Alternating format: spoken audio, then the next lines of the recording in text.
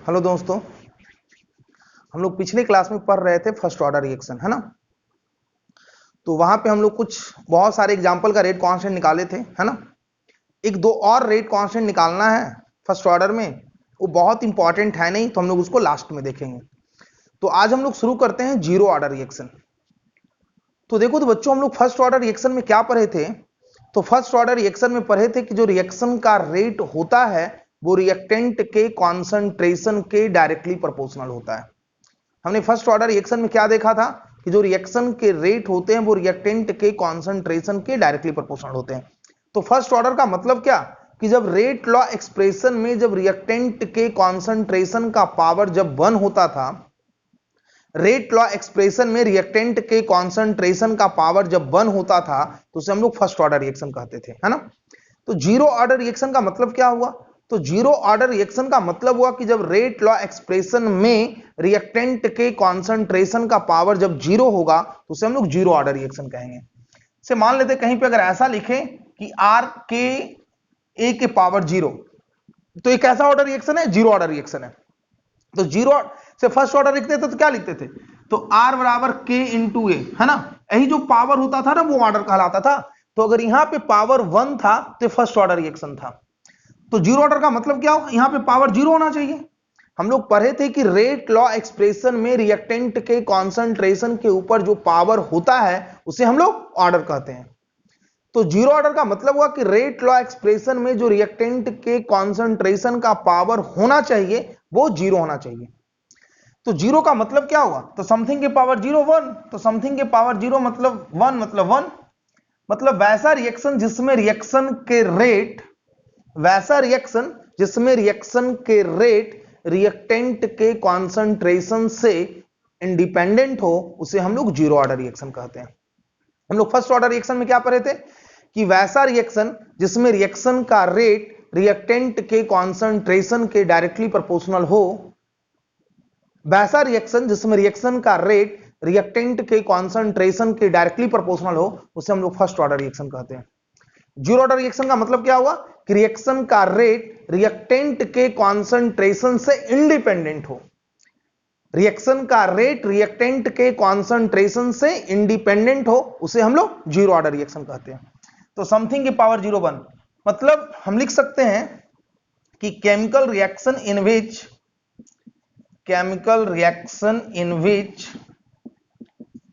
rate of reaction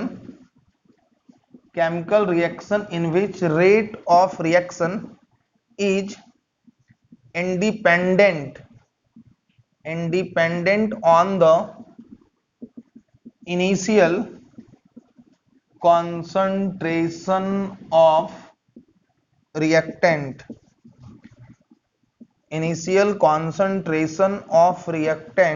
is called zero order reaction, है ना। तो जीरो ऑर्डर का मतलब क्या हुआ कि इसके ऊपर पावर 0, इसके ऊपर पावर 0 मतलब 1, इसका 1 का मतलब क्या हुआ कि रिएक्शन का जो रेट है वो रिएक्टेंट के कॉन्सेंट्रेशन से इंडिपेंडेंट है। तो हम कह सकते हैं कि जीरो ऑर्डर रिएक्शन का मतलब क्या हुआ? तो जीरो ऑर्डर रिएक्शन का मतलब हुआ कि वैसा रिएक्शन जिसमें रिएक्शन के रेट इनिशियल कॉन्सेंट्रेशन से इंडिपेंडेंट हो। देखो फर्स्ट ऑर्डर में क्या होता था?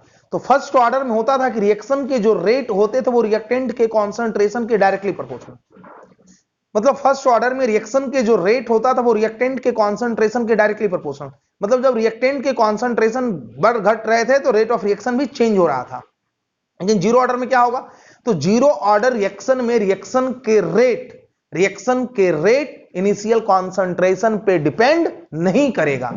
फर्स्ट ऑर्डर में रिएक्शन के रेट रिएक्टेंट के कॉन्सेंट्रेशन पे डिपेंड नहीं करेगा। मतलब रिएक्टेंट के कॉन्सेंट्रेशन बढ़े घटे रेट ऑफ रिएक्शन पे कोई फर्क नहीं पड़ेगा। लिखो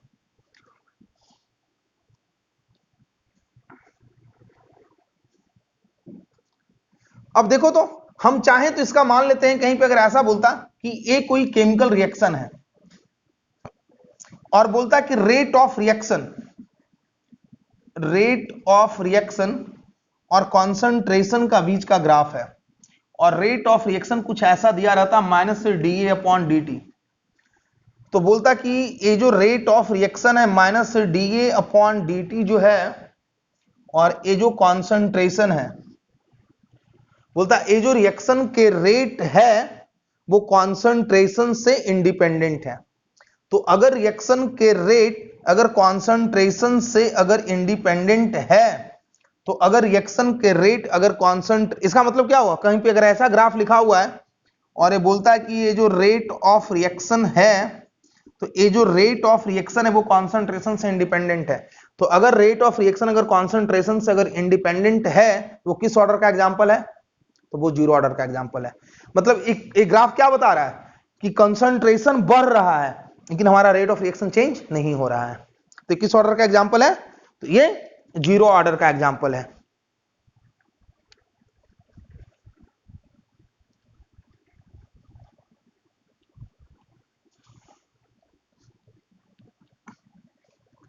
तो देखो तो बच्चों, अगर कहीं पे ऐसा रहता, अब देखो तो वहां पे क्या होता था, वहां पे क्या होता था कि टाइम के साथ कॉन्सेंट्रेशन, फर्स्ट ऑर्डर में टाइम के साथ कॉन्सेंट्रेशन बदलता था, टाइम के साथ कॉन्सेंट्रेशन बदलता था और कॉन्सेंट्रेशन बदलने से रेट ऑफ रिएक्शन बदलता था।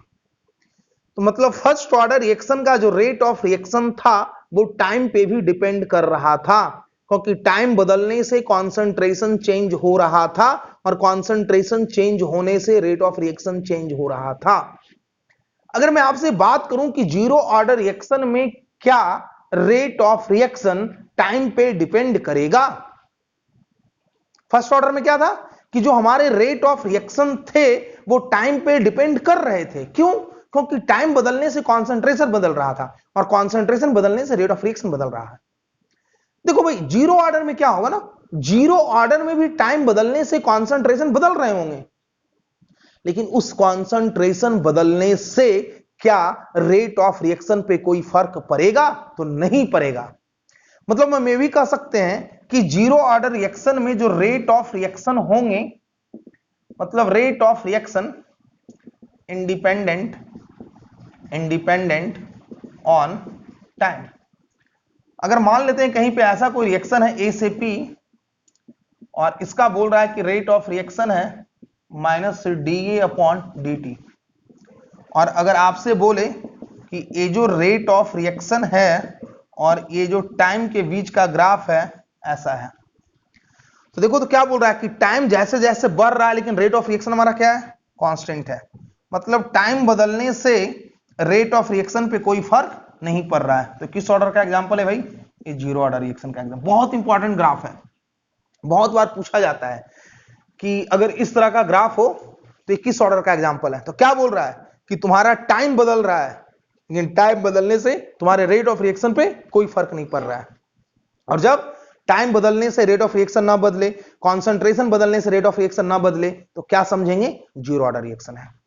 आपको दिमाग में रखना है कि जीरो ऑर्डर रिएक्शन का मतलब होता है कि वैसा रिएक्शन जिसमें रिएक्शन के रेट, वैसा रिएक्शन जिसमें रिएक्शन के रेट रिएक्टेंट के कॉन्सेंट्रेशन से इंडिपेंडेंट हो, उसे हम जीरो ऑर्डर रिएक्शन कहते हैं।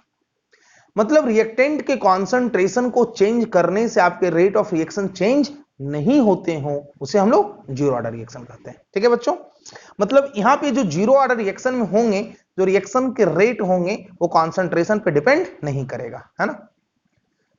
चलिए इसको लिखते हैं हम लोग। अगर मैं इसका एग्जाम्पल की बात करूं, है ना, तो इसका एग्जाम्पल भी बहुत इंपॉर्टेंट है। बोला जाता है decomposition of ammonia, decomposition of ammonia on the surface of platinum, on the surface of platinum, platinum या पैलेडियम भी कहीं कहीं लिखा रहता है, ठीक है।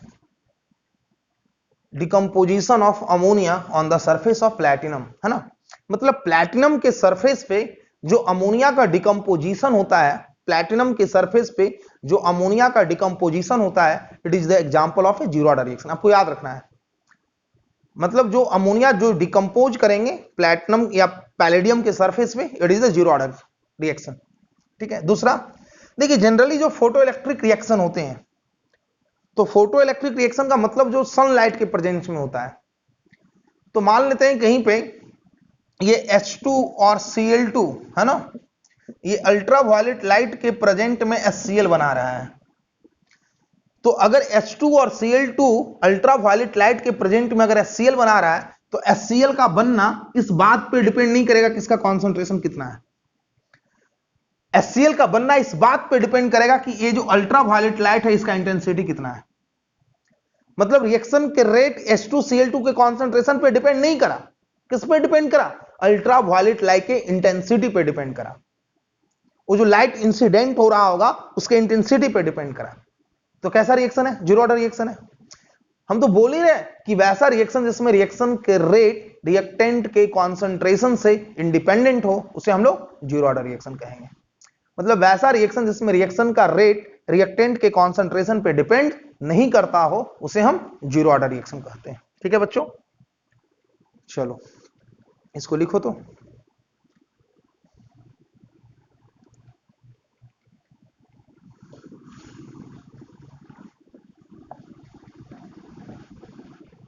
चलो अब हम लोग बात करते हैं यूनिट ऑफ रेट कांस्टेंट, है ना। तो अगर मैं रेट कांस्टेंट की अगर मैं यूनिट की बात करूं तो फर्स्ट ऑर्डर का रेट कांस्टेंट का यूनिट क्या होता था? Time inverse. यहाँ पे जीरो ऑर्डर है मतलब समथिंग की पावर जीरो मतलब वन, मतलब रिएक्शन के जो रेट कांस्टेंट का यूनिट होगा वो रेट ऑफ रिएक्शन के यूनिट के इक्वल होगा। तो जीरो ऑर्डर रिएक्शन में, तो जीरो ऑर्डर रिएक्शन में रेट कांस्टेंट का यूनिट जो होगा वो रेट ऑफ रिएक्शन के इक्वल होगा, है ना। तो क्या हम मुझे रेट ऑफ रिएक्शन का यूनिट नहीं पता है? पता है, change in concentration upon change in time, this is the rate constant. और कॉन्सेंट्रेशन का यूनिट क्या होता है? मोल पर लीटर बाई टाइम। तो यहां क्या हो जाएगा, इसको हम लोग मोलारिटी टाइम इनवर्स भी कहीं कहीं देखने को मिलेगा। तो मोल पर लीटर टाइम इनवर्स, इसको हम लोग मोलारिटी टाइम इनवर्स कहते हैं। वहां पे क्या होता था? सिर्फ टाइम इनवर्स। यहां पे क्या है? Molarity time inverse. ठीक है,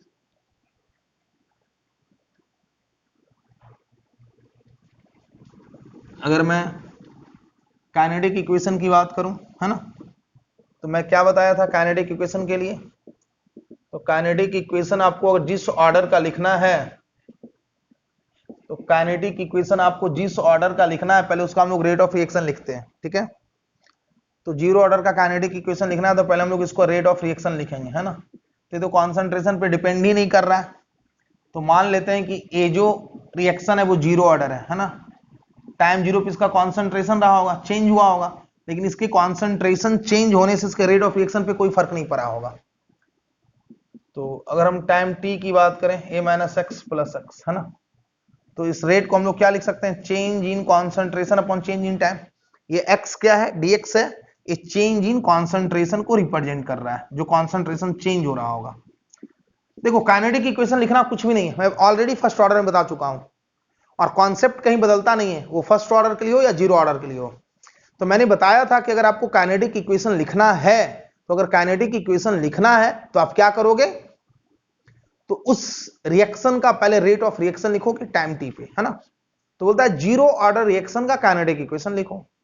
तो अगर जीरो ऑर्डर रिएक्शन का अगर काइनेटिक इक्वेशन लिखना है तो पहले हम लोग क्या करेंगे? रेट ऑफ रिएक्शन लिखेंगे टाइम टी पे। तो यहां पे rate of reaction time T पे लिखो या जीरो पे लिखो, कोई फर्क ही नहीं पड़ना है। क्यों? क्योंकि रिएक्शन का जो रेट है वो कॉन्सेंट्रेशन पे डिपेंड कर ही नहीं रहा है। फिर भी मान लेते हैं कुछ चेंज हुआ होगा, इसलिए हम इसको dx बाई dt के फॉर्म में लिखे बराबर k।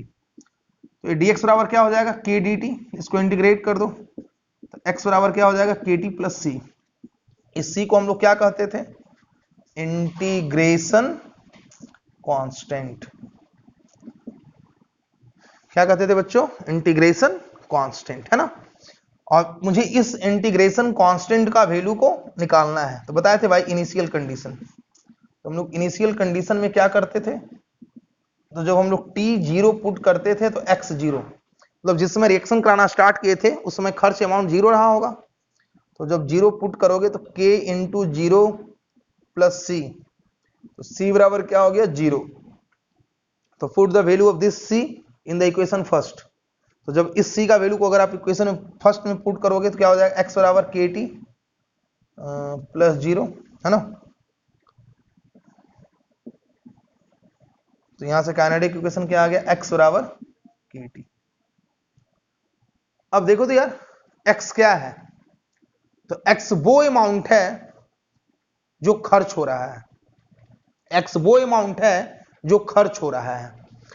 मतलब ये जीरो ऑर्डर का काइनेटिक इक्वेशन है। मतलब x क्या है, यूज्ड अमाउंट, k क्या है, रेट कांस्टेंट, t क्या है, टाइम। x क्या है, यूज्ड अमाउंट, k क्या है, रेट कांस्टेंट, और t क्या है, टाइम, है ना। तो अगर आपको काइनेटिक इक्वेशन लिखना है, तो आपको क्या करना होगा, तो पहला काम आपको रेट ऑफ रिएक्शन लिखना होगा। रेट ऑफ रिएक्शन को उसको इंटीग्रेटेड फॉर्म में लिखना होगा, dx बाई dt के फॉर्म में इंटीग्रेट करना होगा। इंटीग्रेशन कांस्टेंट आएगा, उस इंटीग्रेशन कांस्टेंट को रिमूव करना होगा। कैसे रिमूव करना होगा, तो इनिशियल कंडीशन से रिमूव करना होगा, और जो इंटीग्रेशन कांस्टेंट का वैल्यू आएगा उस इंटीग्रेटेड इक्वेशन में पुट करना होगा। ये हर एक ऑर्डर के लिए एप्लीकेबल है, ऐसा नहीं कि सिर्फ जीरो और फर्स्ट के लिए एप्लीकेबल है। हम लोग सेकेंड ऑर्डर का भी काइनेटिक इक्वेशन देखेंगे तो ही देखेंगे, थर्ड का भी देखेंगे तो ही देखेंगे, nth का भी देखेंगे तो ही देखेंगे कि आपको जिस ऑर्डर का काइनेटिक इक्वेशन चाहिए, हम लोग पहले क्या करेंगे, उसका रेट ऑफ रिएक्शन लिखेंगे, टाइम टी पे लिखेंगे, इंटीग्रेट करेंगे, इंटीग्रेटेड इक्वेशन आएगा। उस इंटीग्रेटेड इक्वेशन में जो इंटीग्रेशन कांस्टेंट होगा उसको रिमूव करेंगे। कैसे रिमूव करेंगे, तो इनिशियल कंडीशन से रिमूव करेंगे, और जो इंटीग्रेशन कांस्टेंट का वैल्यू आएगा उस वैल्यू को हम लोग इंटीग्रेटेड इक्वेशन में पुट करेंगे। चलो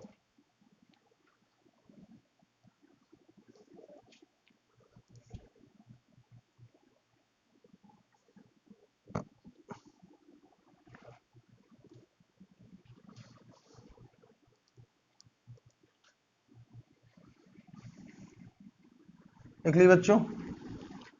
तो देखो तो यार, तो यहां जो काइनेटिक इक्वेशन आया, क्या आया, x बराबर के टी, है ना। तो ये x क्या है, वो अमाउंट है जो खर्च हो रहा है, यूज्ड अमाउंट, है ना, ड्यूरिंग द रिएक्शन, जो रिएक्शन के दौरान खर्च हुए हैं। k क्या है, रेट कांस्टेंट, है ना, और t क्या है, टाइम। ठीक है, मतलब x वो अमाउंट है जो खर्च हो रहे हैं, k क्या है, रेट कांस्टेंट, और t क्या है, टाइम, है ना। तो अगर मैं इस x की बात करूं, तो अगर x और टाइम के बीच में अगर ग्राफ में देखूं, तो खर्च अमाउंट और टाइम के बीच का जो ग्राफ होगा वो बिल्कुल ही स्ट्रेट लाइन होगा, और जो आपके जो स्लोप होंगे वो के होंगे, है ना। x वो अमाउंट है जो खर्च हो रहा है ना, खर्च हो रहा है। तो x और टाइम के बीच का ग्राफ देखोगे तो स्ट्रेट लाइन होगा, स्लोप के होगा, है ना, क्योंकि ये y बराबर mx को फॉलो कर रहा है। ठीक है, अगर मैं इस x को और लिखना चाहूं तो x है क्या, तो x वो अमाउंट है जो रिएक्शन के दौरान खर्च हुआ है, मतलब यूज्ड हुआ है। x वो अमाउंट है जो रिएक्शन के दौरान खर्च हुआ है। अब सोचो तो भाई, अगर x वो अमाउंट है जो रिएक्शन के दौरान अगर खर्च हुआ है, मतलब यूज्ड अमाउंट है, तो खर्च को हम लोग क्या लिख सकते हैं, इनिशियल माइनस रिमेनिंग। बोलो लिख सकते हैं क्या। हम बताए भी थे कि अगर मान लेते हैं कि अगर आप मार्केट लेकर 200 रुपया गए, ठीक है, और उसमें आपने 25 खर्च करा, तो कितना बचा हुआ है, 175। तो अगर 200 में 175 को घटा दें तो क्या यूज्ड अमाउंट नहीं आ जाएगा क्या। से मान लेते हैं आप मार्केट 500 लेकर गए और उधर घूम कर आए उधर से, और अपने दोस्तों को बोल रहे हैं कि अभी भी मेरे पास 450 बचा हुआ है, तो कितना खर्च हुआ, 50 रुपीज। तो आपने क्या करा, 500 में 450 को घटा दिया, तो वही बात है यूज्ड अमाउंट। तो x को हम क्या लिख सकते हैं, इनिशियल माइनस रिमेनिंग लिख सकते हो क्या। मतलब ए क्या, x क्या है, इसको हम लोग लिख सकते हैं इनिशियल कॉन्सेंट्रेशन ऑफ रिएक्टेंट, है ना, और इसको हम लोग क्या लिख सकते हैं, रिमेनिंग कॉन्सेंट्रेशन ऑफ रिएक्टेंट लिख सकते हो भाई, ए नॉट माइनस ए टी, है ना। तो हम इस x को हम क्या लिख सकते हैं, ए नॉट माइनस ए टी बराबर के टी। अब हम अगर यहां पे अगर हम ग्राफ देखना चाहें तो यहां पे वेरिएबल कौन कौन है, तो यहां पे वेरिएबल है ये टाइम टी पे कॉन्सेंट्रेशन, मतलब टाइम बदलने से रिमेनिंग कॉन्सेंट्रेशन चेंज होगा, टाइम बदलने से ये रिमेनिंग कॉन्सेंट्रेशन चेंज होगा। ये जो इनिशियल कॉन्सेंट्रेशन है, ये जो इनिशियल कॉन्सेंट्रेशन है वो तो फिक्स रहेगा ना भाई, ये बदलेगा, ये बदलेगा, रिमेनिंग कॉन्सेंट्रेशन बदलेगा। तो रिमेनिंग कॉन्सेंट्रेशन अगर बदलेगा तो हम इसको इधर लिख सकते हैं के टी माइनस ए नॉट, है ना। तो हम यहां पे क्या लिख सकते हैं, ए टी इधर आ जाएगा तो इधर माइनस रहने देते हैं, इधर आ जाएगा तो माइनस हो गया, है ना। तो माइनस को अगर हम इधर भेजेंगे तो क्या हो जाएगा, माइनस के टी प्लस ए नॉट। मतलब यहां पे वेरिएबल कौन कौन था, माइनस को उधर कर दिए, टाइम टी पे कॉन्सेंट्रेशन वेरिएबल था और टाइम वेरिएबल था। तो एक वेरिएबल को मैंने एक साइड रखा और दूसरे को मैंने उधर कर दिया, तो हमारा कुछ ऐसा आएगा, बोलो। तो यहां पे वेरिएबल कौन कौन है, तो टाइम और concentration of A at time T, और एक किस इक्वेशन को फॉलो कर रहा है, तो y बराबर माइनस एम एक्स प्लस सी को। तो y बराबर माइनस एम एक्स प्लस सी को अगर फॉलो कर रहा है, अगर हम ग्राफ देखें तो ये क्या है, concentration of A at time T, ये क्या है टाइम, ये क्या है ए नॉट, और ए क्या है स्लोप बराबर माइनस के। तो अगर कहीं पे ऐसा आईआईटी जेई का पूछा हुआ क्वेश्चन है जी, बोला था कि ए टी और टाइम टी का बीच का ग्राफ इंटरसेप्ट ए नॉट है, स्लोप माइनस के है, तो किस ऑर्डर का एग्जांपल है, तो किस ऑर्डर का एग्जांपल है, तो जीरो ऑर्डर का एग्जांपल है, ठीक है। तो जो x बराबर के टी आया है तो हम इसको ए नॉट माइनस ए टी भी लिख सकते हैं, बोलो।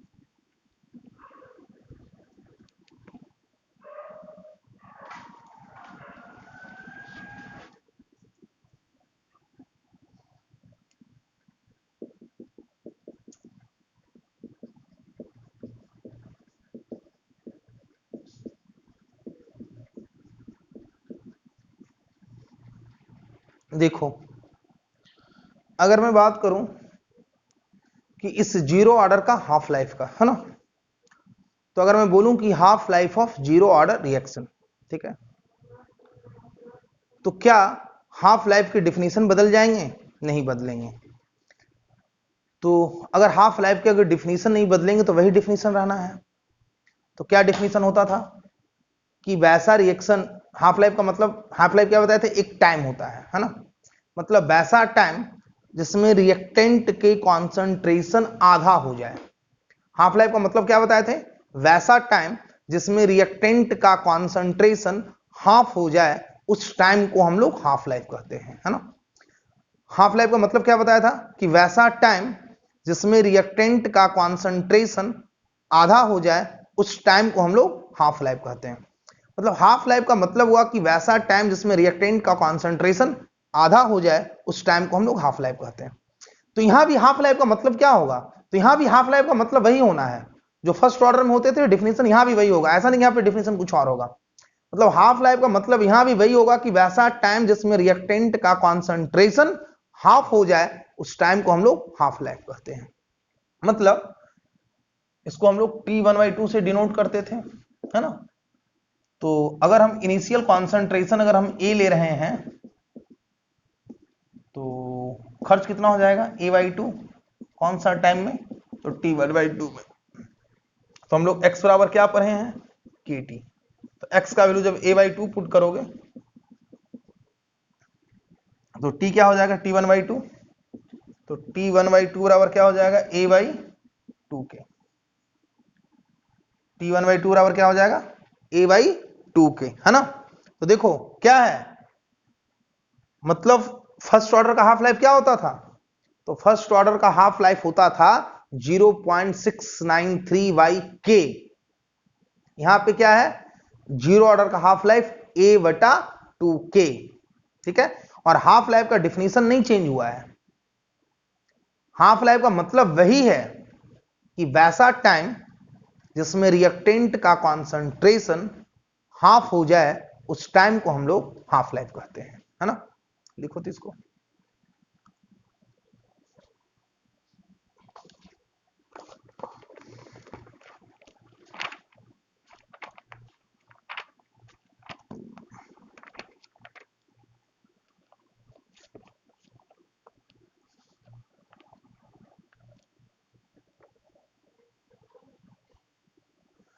अब देखो तो हम बताए थे कि फर्स्ट ऑर्डर का जो हाफ लाइफ होता है, तो जो फर्स्ट ऑर्डर का हाफ लाइफ होता है वो इनिशियल कॉन्सेंट्रेशन से इंडिपेंडेंट होता है, बताए थे ना। इसका मतलब क्या होता था कि फर्स्ट ऑर्डर के हाफ लाइफ जो होते थे, इनिशियल कॉन्सेंट्रेशन को बढ़ाने घटाने से उसके हाफ लाइफ पे कोई फर्क नहीं पड़ता था। मतलब इनिशियल कॉन्सेंट्रेशन बढ़ाओ घटाओ, हाफ लाइफ चेंज नहीं करेगा। मैंने बताया था फर्स्ट ऑर्डर के जो हाफ लाइफ होते हैं, जो फर्स्ट ऑर्डर के हाफ लाइफ होते हैं वो इनिशियल कॉन्सेंट्रेशन से इंडिपेंडेंट होते हैं। तो इनिशियल कॉन्सेंट्रेशन से इंडिपेंडेंट का मतलब क्या हुआ कि आप इनिशियल कॉन्सेंट्रेशन को बढ़ाओ घटाओ, लेकिन हाफ लाइफ पे कोई फर्क नहीं पड़ेगा। लेकिन ये जो जीरो ऑर्डर का हाफ लाइफ है, तो ये जो जीरो ऑर्डर का हाफ लाइफ है वो इनिशियल कॉन्सेंट्रेशन की डायरेक्टली प्रोपोर्शनल है। मतलब ये जो जीरो ऑर्डर का हाफ लाइफ है वो इनिशियल कॉन्सेंट्रेशन के डायरेक्टली प्रोपोर्शनल है। मतलब ये जब कांस्टेंट हटेगा तो डायरेक्टली प्रोपोर्शनल आएगा। इसका मतलब क्या हुआ कि जीरो ऑर्डर रिएक्शन में जब आप इनिशियल कॉन्सेंट्रेशन को चेंज करोगे तो हाफ लाइफ भी चेंज होगा। जीरो ऑर्डर रिएक्शन में अगर आप इनिशियल कॉन्सेंट्रेशन को चेंज करोगे तो हाफ लाइफ भी चेंज होगा। फर्स्ट ऑर्डर रिएक्शन में क्या होता था, तो फर्स्ट ऑर्डर रिएक्शन में होता था कि इनिशियल कॉन्सेंट्रेशन बदलने से हाफ लाइफ चेंज नहीं होता था, लेकिन जीरो ऑर्डर रिएक्शन में इनिशियल कॉन्सेंट्रेशन चेंज होने से हाफ लाइफ चेंज होगा। मतलब अगर आप इनिशियल कॉन्सेंट्रेशन को घटाओगे तो हाफ लाइफ घटेगा। बात को समझ रहे हैं।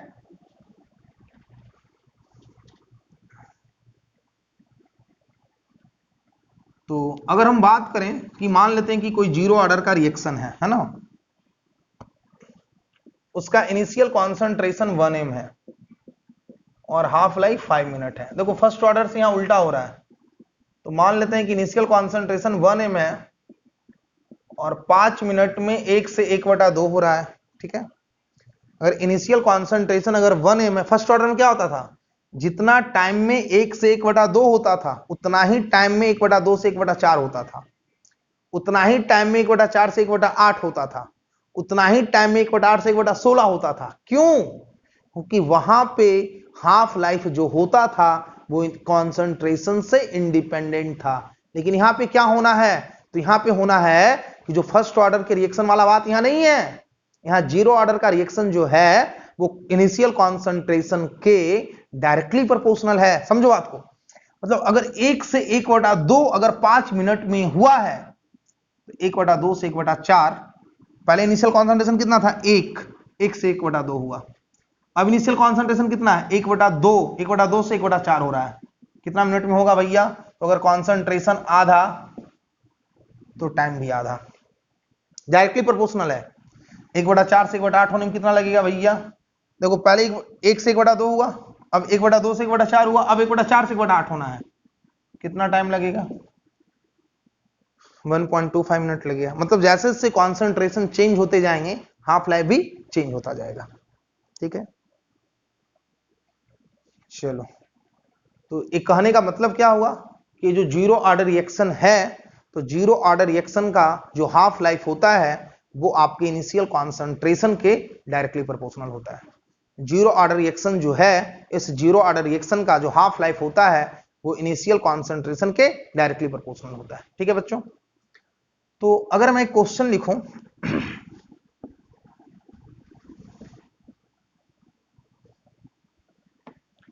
देखो यार, IIT JEE एडवांस में पूछा है ना,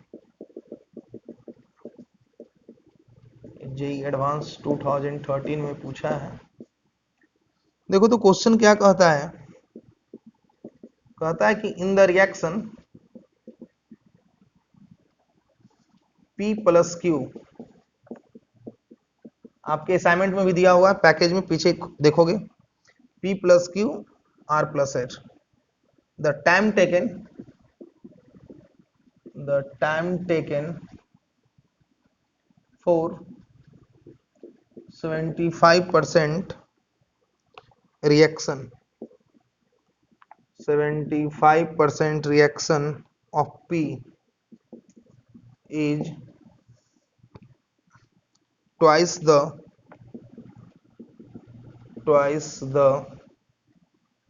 time taken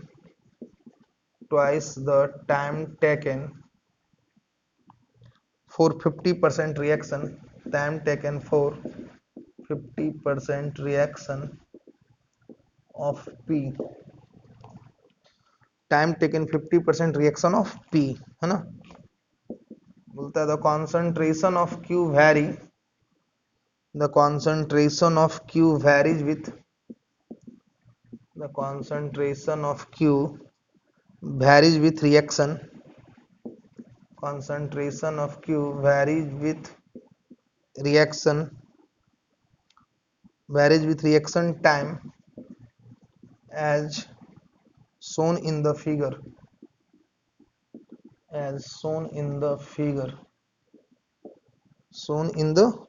है ना। the overall order of reaction is, है ना। ऐसा क्वेश्चन दिया हुआ है, बोलता है कि this is the concentration of Q, time के साथ वेरी कर रहा है, और ये बोलता है जो इंटरसेप्ट है वो Q नॉट है ना, और बोलता है the overall order of reaction is, है ना। तो ए ऑप्शन है 2, बी है 3, सी है 0 और डी है 1, है ना। देखो तो यार, ये JEE एडवांस का पूछा हुआ क्वेश्चन है ना। पहले क्वेश्चन को हम लोग आराम से प्यार से इसको देखते हैं, है ना, समझ रहा है ना। तो इस क्वेश्चन को हम लोग पहले प्यार से देखते हैं, ठीक है। तो क्वेश्चन को देखो तो प्यार से क्या कहता है, बोलता है in the reaction P plus Q R plus S, मतलब वही रिएक्शन है, इसमें दो रिएक्टेंट हैं, कौन कौन, P और Q। पहला क्या बोलता है, बोलता है the time taken for 75% reaction of P, P के लिए बोलता है, इस रिएक्टेंट के लिए, P के लिए, फॉर P बोलता है 75% रिएक्शन, P का जो रिएक्शन है 75% को जो कंप्लीट होने में टाइम लगता है वो 50%, मतलब twice the time taken for 50% reaction of P, है ना। तो P के लिए बोल रहा है कि इस P का 75% रिएक्शन को कंप्लीट होने में जो टाइम लगता है वो 50% रिएक्शन के कंप्लीट होने का दुगना टाइम लगता है। बोलता है P जो है, उस P का 75% रिएक्शन को कंप्लीट होने में जो टाइम लगता है, मतलब 75% रिएक्शन को कंप्लीट होने में जो टाइम लगता है उसका दुगना टाइम में, मतलब 50% रिएक्शन को कंप्लीट होने में जो टाइम लगता है उसका डबल टाइम में 75% कंप्लीट होता है। मतलब T75 जो है वो 2 हाफ लाइफ के इक्वल है P का, और ऐसा किस ऑर्डर में होता है, तो ये फर्स्ट ऑर्डर में होता है। मतलब P के रिस्पेक्ट में रिएक्शन क्या है, फर्स्ट ऑर्डर का है। बोलता है 75% रिएक्शन को कंप्लीट होने में जो टाइम लगता है वो हाफ लाइफ का दुगना लगता है, और ऐसा फर्स्ट ऑर्डर में होता है। चलो, मतलब पी के रिस्पेक्ट में रिएक्शन किस ऑर्डर का? फर्स्ट ऑर्डर का। क्वेश्चन कह रहा है सेकंड क्या कहता है कि क्यू जो है टाइम के साथ इस प्रकार से वैरी कर रहा है। तो अगर क्यू टाइम के साथ अगर इस प्रकार से वैरी कर रहा है तो किस ऑर्डर का एग्जांपल है? जीरो ऑर्डर का एग्जांपल है। मतलब पी के रिस्पेक्ट में ऑर्डर 1 और क्यू के रिस्पेक्ट में ऑर्डर 0, तो ओवरऑल ऑर्डर कितना? 1। ओवरऑल ऑर्डर कितना? 1 है ना। तो ओवरऑल ऑर्डर 1। तो किस ऑर्डर का रिएक्शन हुआ? फर्स्ट ऑर्डर का रिएक्शन हुआ। चलो,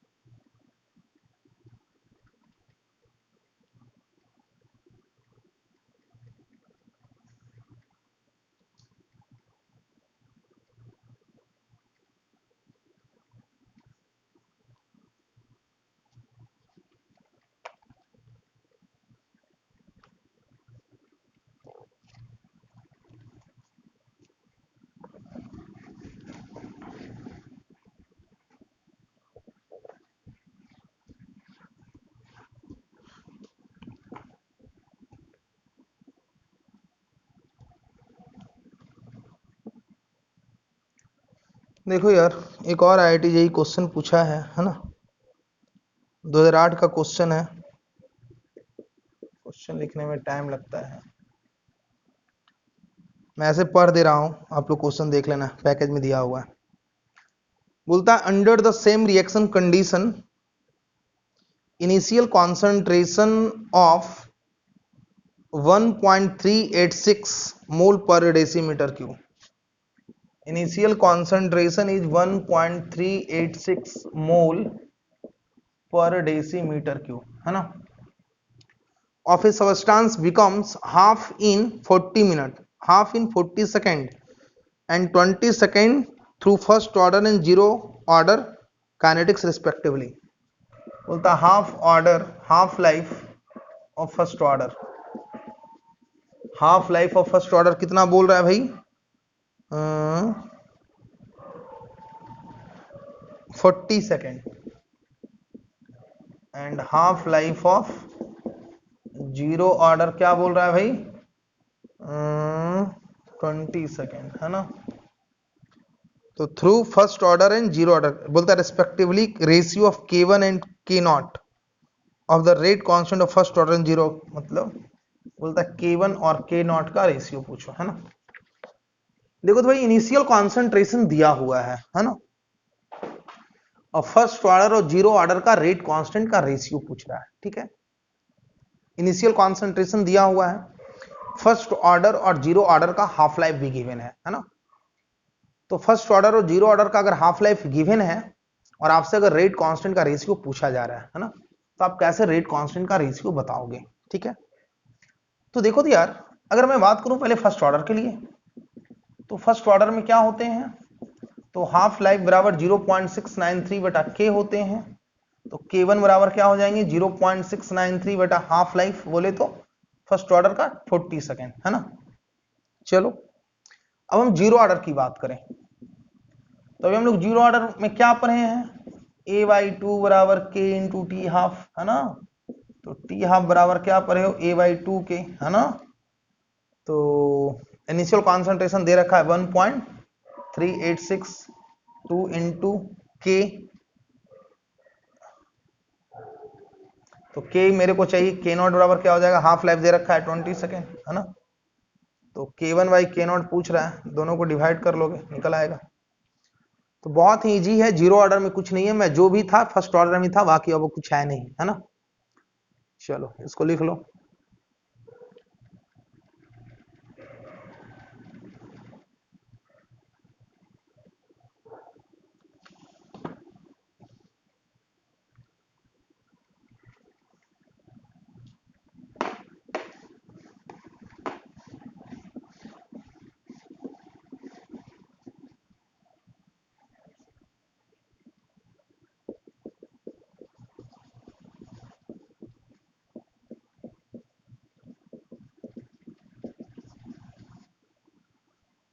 देखो यार, अगर हम बात करें सेकेंड ऑर्डर रिएक्शन, है ना, तो सेकेंड ऑर्डर का मतलब क्या हुआ, फर्स्ट ऑर्डर का मतलब हुआ कि रेट लॉ एक्सप्रेशन में रिएक्टेंट का कॉन्सेंट्रेशन का पावर 1 होना चाहिए। जीरो ऑर्डर में क्या हुआ, रेट लॉ एक्सप्रेशन में रिएक्टेंट के कॉन्सेंट्रेशन का पावर 0 होना चाहिए। तो सेकेंड ऑर्डर में क्या होंगे, तो सेकेंड ऑर्डर में होंगे कि रिएक्टेंट के जो कॉन्सेंट्रेशन होंगे उसके पावर 2 होना चाहिए। मतलब रेट लॉ एक्सप्रेशन में जो रिएक्टेंट के कॉन्सेंट्रेशन का पावर होना चाहिए वो 2 होना चाहिए, है ना।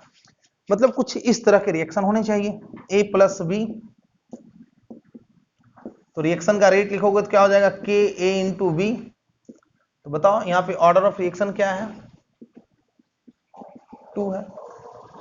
दूसरा ऐसा भी हो सकता है ट्वाइस ए से पी, तो अगर यहाँ पे रेट ऑफ रिएक्शन लिखोगे तो क्या हो जाएगा, के स्क्वायर। तो यहाँ भी ऑर्डर ऑफ रिएक्शन कितना है, 2 है ना। तो सो सिंपल है, ऑर्डर का मतलब तो हम लोग समझ रहे हैं कि रेट लॉ एक्सप्रेशन में जो रिएक्टेंट के कॉन्सेंट्रेशन का ऊपर पावर होता है वो ऑर्डर होता है। तो यहाँ पे सेकेंड ऑर्डर का मतलब क्या हुआ, तो सेकेंड ऑर्डर का मतलब हुआ कि रेट लॉ एक्सप्रेशन में रिएक्टेंट के कॉन्सेंट्रेशन का जो पावर होना चाहिए वो 2 होना चाहिए, है ना। फर्स्ट ऑर्डर में क्या होता था, तो फर्स्ट ऑर्डर में होता था कि रेट लॉ एक्सप्रेशन में रिएक्टेंट का कॉन्सेंट्रेशन का जो पावर होता था वो 1 होता था। तो सेकेंड ऑर्डर में क्या होगा, रेट लॉ एक्सप्रेशन में रिएक्टेंट के कॉन्सेंट्रेशन का पावर जो होगा वो 2 होगा। ठीक है, बहुत इजी है। चलो, तो हम लोग फर्स्ट ऑर्डर में पहले क्या पढ़े थे कि यूनिट ऑफ रेट कांस्टेंट, है ना।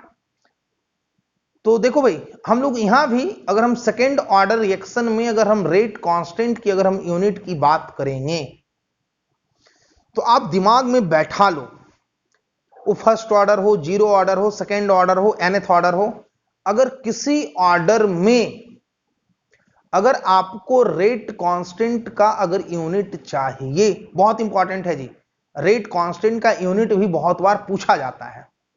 तो अगर आपको किसी ऑर्डर में अगर आपसे रेट कांस्टेंट का यूनिट अगर पूछा जाए, तो किसी ऑर्डर में भी अगर आपसे रेट कांस्टेंट का अगर यूनिट पूछा जाए तो पहले आप क्या करोगे, रेट ऑफ रिएक्शन लिखोगे। क्या करोगे, रेट ऑफ रिएक्शन लिखोगे। तो किसी ऑर्डर में हो, फर्स्ट ऑर्डर में हो, जीरो ऑर्डर में हो, सेकेंड ऑर्डर में हो, तो अगर यहां से सेकेंड ऑर्डर में अगर आपसे रेट कांस्टेंट का यूनिट पूछा जा रहा है तो पहले आप क्या करोगे, सेकेंड ऑर्डर का रेट ऑफ रिएक्शन लिखोगे। लिखे हैं रेट ऑफ रिएक्शन, तो सेकेंड ऑर्डर का जो हम लोग रेट ऑफ रिएक्शन लिखे हैं इसको, तो अगर हम बात करें यूनिट ऑफ रेट कांस्टेंट, है ना, यूनिट ऑफ रेट कांस्टेंट, तो R बराबर के ए स्क्वायर। बोलो, ये सेकेंड ऑर्डर है, तो रेट मतलब change in concentration upon change in time बराबर की ए क्या है, कॉन्सेंट्रेशन मतलब मोल पर लीटर स्क्वायर। कॉन्सेंट्रेशन का यूनिट क्या होता है, मोल पर लीटर स्क्वायर। ये कॉन्सेंट्रेशन का मतलब क्या होगा, मोल पर लीटर बाई टाइम, और यहां क्या हो गया, मोल का स्क्वायर अपॉन लीटर का स्क्वायर, है ना। तो इधर आ जाएगा तो क्या हो जाएगा, litre square upon litre mole by mole square upon 1 by time बराबर के, है ना। लीटर से लीटर गया तो लीटर, मोल से मोल गया तो 1 by mole into time inverse. क्या हो जाएगा, litre mole inverse time inverse. बोलो, तो मोल बाई लीटर क्या होता था, मोलैरिटी, है ना। तो कहीं कहीं पे लीटर बाई मोल को आप क्या कर सकते हो, मोलैरिटी इनवर्स टाइम इनवर्स। ठीक है, कुछ नहीं है। आपको रेट कांस्टेंट का यूनिट अगर लिखना है तो पहले हम रेट ऑफ रिएक्शन लिख दिए, है ना। इसको हम लोग change in concentration upon change in time में लिख दिए, change in concentration by mole by litre, time मतलब, तो आ गया हमारा litre mole inverse time inverse, है ना। तो क्या आ गया, मोलारिटी इनवर्स टाइम इनवर्स। देखो आपको ऐसे याद रखना है, हम लोग पहले क्या पढ़े थे, फर्स्ट ऑर्डर। तो फर्स्ट ऑर्डर में क्या था, सिर्फ टाइम इनवर्स। फिर क्या पढ़े, जीरो ऑर्डर, वहां पे क्या था, मोलरिटी टाइम इनवर्स। अब क्या पढ़े, सेकेंड ऑर्डर, यहां क्या पढ़े, मोलरिटी इनवर्स टाइम इनवर्स। क्या पढ़े, मोलरिटी इनवर्स टाइम इनवर्स, है ना। लिखो तो बालक।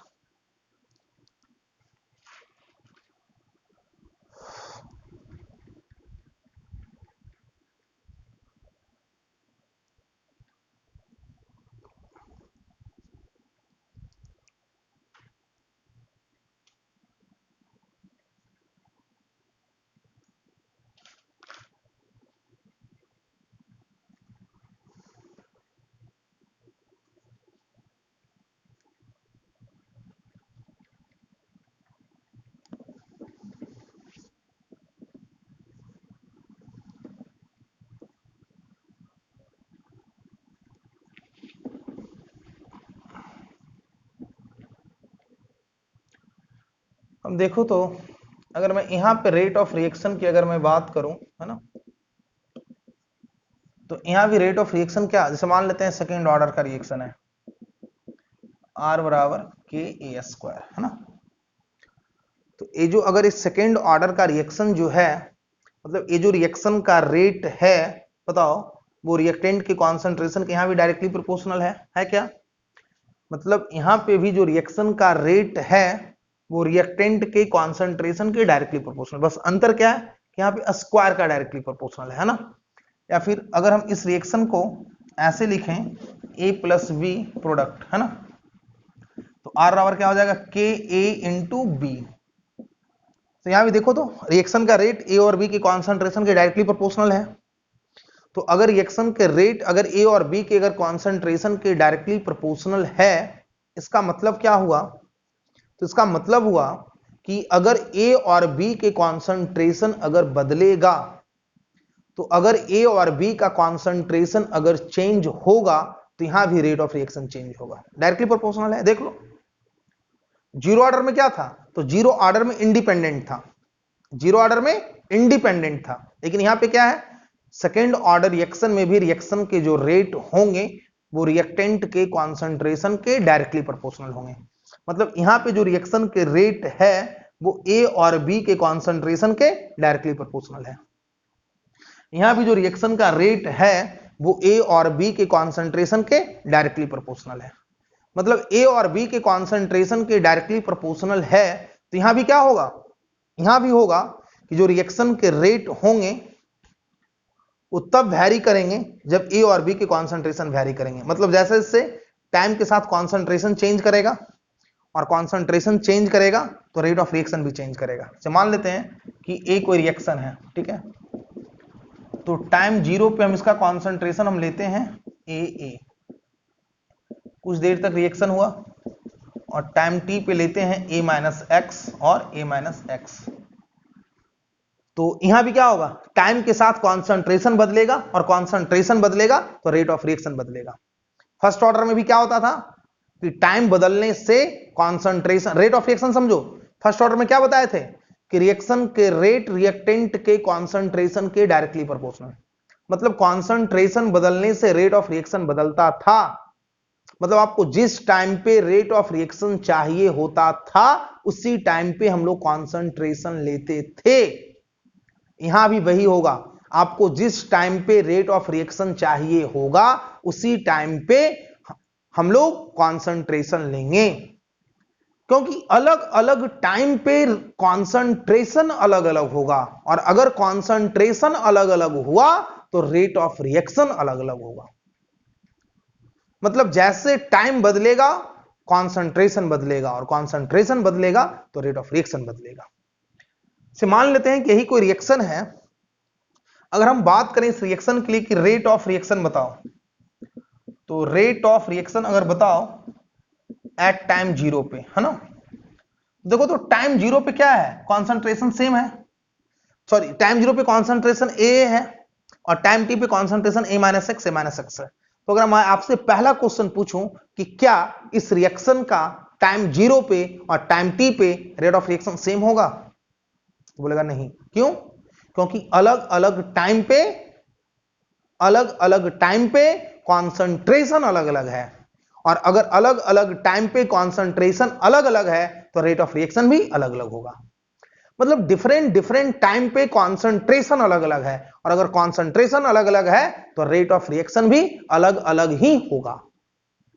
बातों को समझिए, अगर टाइम बदलने से अगर कॉन्सेंट्रेशन बदल रहा है और कॉन्सेंट्रेशन बदलने से रेट ऑफ रिएक्शन भी बदलेगा। तो अगर मैं टाइम जीरो की बात करूं आर नॉट, तो क्या हो जाएगा के, ए का कॉन्सेंट्रेशन भी टाइम जीरो पे और बी का कॉन्सेंट्रेशन भी टाइम जीरो पे। तो अगर ए का कॉन्सेंट्रेशन अगर टाइम जीरो पे लेंगे तो क्या हो जाएगा ए इंटू ए, तो आर नॉट बराबर क्या हो जाएगा के इंटू ए स्क्वायर, है ना। और टाइम टी पे अगर लेंगे रेट ऑफ रिएक्शन, तो टाइम टी पे अगर लेंगे रेट ऑफ रिएक्शन तो क्या हो जाएगा, तो टाइम जीरो पे क्या हो गया के इंटू ए स्क्वायर, है ना। और हम टाइम टी पे लेंगे रेट ऑफ रिएक्शन, तो अगर हम रेट ऑफ रिएक्शन लेंगे एट टाइम टी, तो अगर टाइम टी पे अगर रेट ऑफ रिएक्शन लोगे तो ए का कॉन्सेंट्रेशन भी टाइम टी पे लेना होगा और बी का कॉन्सेंट्रेशन भी टाइम टी पे लेना होगा, और ए का कॉन्सेंट्रेशन टाइम टी पे ए माइनस एक्स और बी का कॉन्सेंट्रेशन टाइम टी पे ए माइनस एक्स, क्या हो जाएगा ए माइनस एक्स स्क्वायर। मतलब जब टाइम बदल रहा है तो टाइम बदल रहा है तो कॉन्सेंट्रेशन बदल रहा है, और कॉन्सेंट्रेशन बदल रहा है तो रेट ऑफ रिएक्शन बदल रहा है। मतलब जिस प्रकार से फर्स्ट ऑर्डर रिएक्शन में होता था उसी प्रकार से यहां सेकेंड ऑर्डर में भी होगा। तो देखो तो शुरू के कॉन्सेंट्रेशन कितने थे ए, तो अगर मुझे जीरो टाइम पे अगर रेट चाहिए था, तो अगर मुझे जीरो टाइम पे रेट चाहिए था तो हम कॉन्सेंट्रेशन भी जीरो टाइम का ही लेंगे, और अगर टी टाइम पे अगर रेट चाहिए तो कॉन्सेंट्रेशन भी हम टी टाइम का ही लेंगे। तो अगर आपसे कोई पूछ दे कि फर्स्ट ऑर्डर रिएक्शन में टाइम जीरो और टाइम टी पे क्या रेट ऑफ रिएक्शन सेम होगा, तो आप बोलेंगे नहीं। क्यों? क्योंकि टाइम बदलने से कॉन्सेंट्रेशन चेंज हो रहा है, और कॉन्सेंट्रेशन चेंज होने से रेट ऑफ रिएक्शन चेंज हो रहा है। इसको लिखिए बच्चों।